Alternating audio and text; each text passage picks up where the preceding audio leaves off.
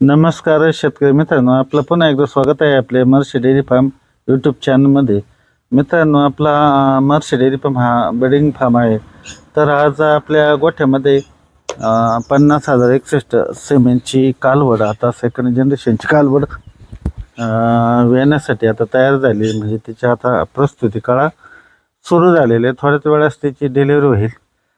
तर आपण त्या कालवडीकरता NDDBचा जो आहे 50,362 बॉनफायर त्या बोलना प्रेग्नंट केलेले. तर आता मी तुम्हाला बॅक कॅमेरा साईडनं दाखवतो का कालवडीची तयारी कशा प्रकारे झालेली आहे. तर आता तिच्या प्रस्तुती काळा सुरू झालेले आणि अशा प्रकारे तिनं ऑर्डर क्वालिटी तयार केलेली आहे. आणि याचं जे आपल्या पेडिग्री जी आहे ना ती अतिशय उत्तम आहे.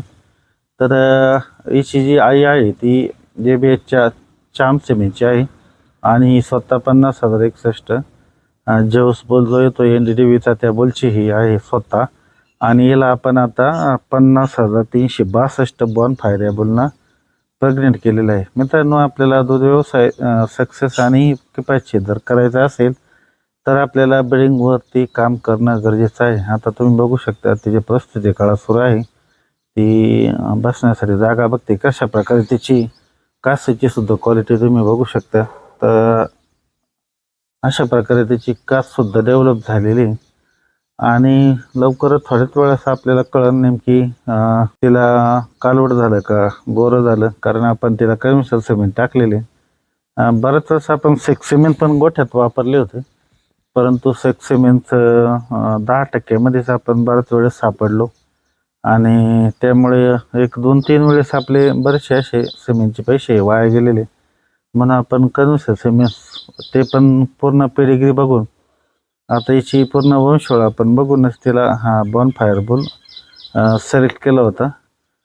तर आता हिचं साधारण आता पहिल्या वेताला हिचं कमीत कमी 25 ते 28 लिटरच्या दरम्यान हिचं पहिल्या वेताला दूध चालायला पाहिजे अशी तिच्याकडून अपेक्षा आहे. तर आपण बघूया प्रत्यक्ष आता किती दूध निघतंय तिचं, किती दूध देते ती. पण एक अनुभव आला मित्रांनो, आपण ब्रीडिंग ज्यावेळेस 7-8 वर्षापूर्वी सुरू केलं तर हळूहळू आपल्या गोठ्यामध्ये गाईचं दूध हे बीड जर आपण पूर्ण पेडिग्री बघून जर आपण जर गाईचं वंशळ जर सुधारण्याचा प्रयत्न केला ना तर नक्की ती गाई तेवढं दूध देतेच.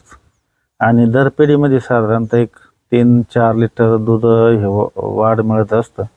आता हिच्या आईचं जे दूध आहे ते आपल्याला साधारणतः 21 लिटर दूध तिचं F1 जनरेशनचं मिळालं होतं. तर हिच्याकडून साधारणतः 4 लिटर जरी आपण जास्त जर पकडलं तर साधारणतः 25 ते 28 लिटरच्या मध्ये त्यांना दूध द्यायला काही हरकत नाही.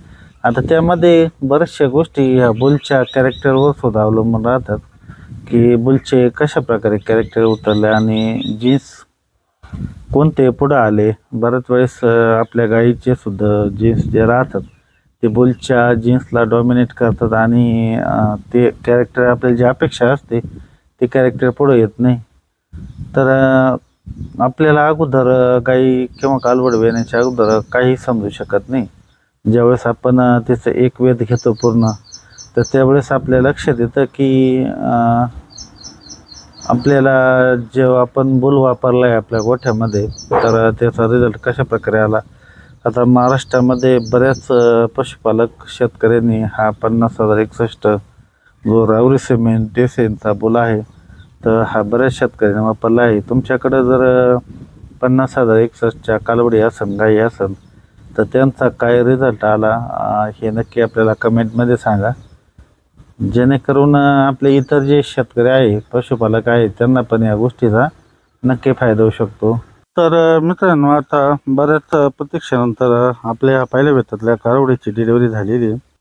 डिलिव्हरीच्या दरम्यान आपल्याला उत्सुक होती कालवड होतं किंवा गोरा होतो. तर मित्रांनो, याही वेळेस आपली निराशा झालेली आहे आणि याही वेळेस आपल्याला 50,362 सिमेंटचा हा मेलच झालेला आहे, गोराच झालेला आहे. एवढं मोठं वासरू झाले ना, कमीत कमी ते 55-60 किलोचं वासरू असेल. तर कालवड सुद्धा थोडी आवचंगली आहे. ऑर्डर क्वालिटी कशा प्रकारे आलेली ते पण बघूया व्हिडिओच्या माध्यमातून. तर अशा प्रकारे तिची कासेची रचना झालेली. या कालवडीना लवकर कास नाही सोडली ज्यावेळी साधारणतः एक 9 महिने पूर्ण होण्यासाठी एक 8 दिवस बाकी राहिले आणि त्यानंतर तिनं एक 8 ते 10 दिवसामध्ये कास सोडली. आणि अगोदर आपल्याला अशी शंका आली की तारीख वगैरे चुकली काय, पण तारीख पण बरोबर होती. परंतु आता एवढ्या दिवसात आपण दूध व्यवसाय करतोय तर नवीनच हा अनुभव पहिल्यांदाच आला आहे की गायची तारीख 3 तारीख होती आणि वरले साधारणतः 6-7 दिवस घेतले तिनं.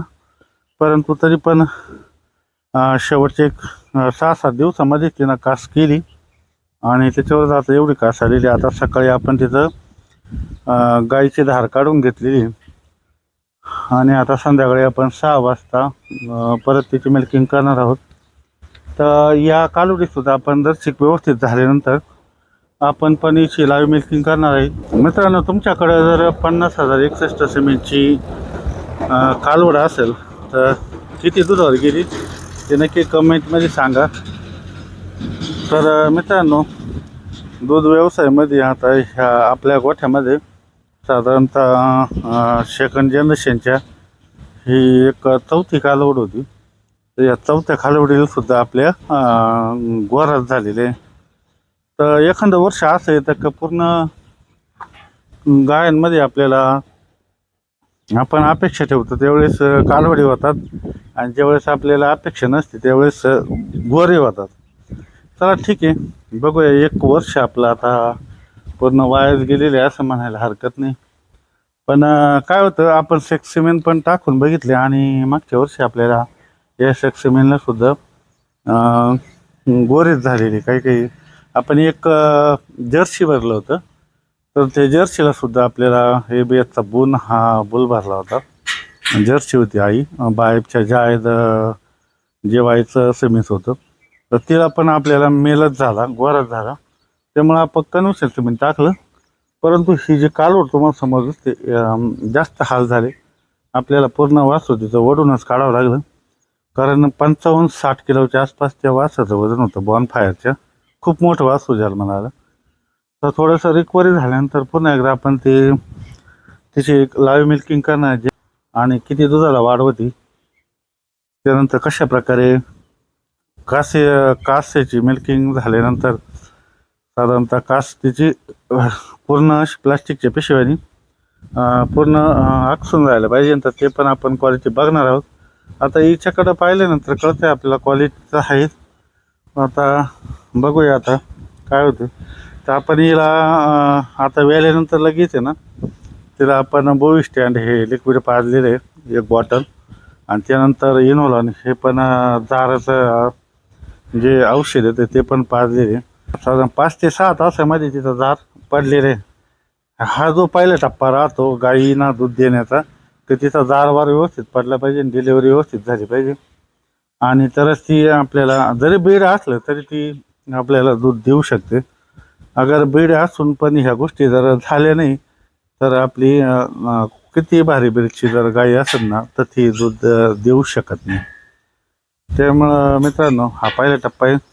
गाभण काळामध्ये आपल्या चॅनलवर पण आपण व्हिडिओ टाकलेले की ट्रान्झॅक्शन फीड वर्सेस आपलं पेंड आणि गहू भाडा. तर तो पण तुम्ही व्हिडिओ जाऊन बघा. गहू भाड्याचा जर ते वासरू एवढं मोठं होतं की 6 माणसांनी आम्ही ते ओढून काढले. बऱ्याच वेळेस ती गाई आदबत होती, परंतु तरी पण ते निघलं नाही. तर फक्त हे गहू भाड्याच्या ताकदीमुळंच ते वासरू आपल्याला डिलिव्हरी झाली आणि गाय पण आज व्यवस्थित आहे. थोडीशी वीक झालेली आहे वासरू मोठं असल्यामुळं. 21 दिवसामध्ये जोपर्यंत तिची घाण पडत नाही तोपर्यंत ती एकदा क्लिअर झाल्यानंतर मग आपण तिची लाईव्ह मिल्किंग घेणार आहे. तर मित्रांनो, हीच माहिती आजच्या व्हिडिओमध्ये द्यायची होती. तर मित्रांनो, भेटूया अशा माहितीपूर्ण व्हिडिओमध्ये. तोपर्यंत धन्यवाद.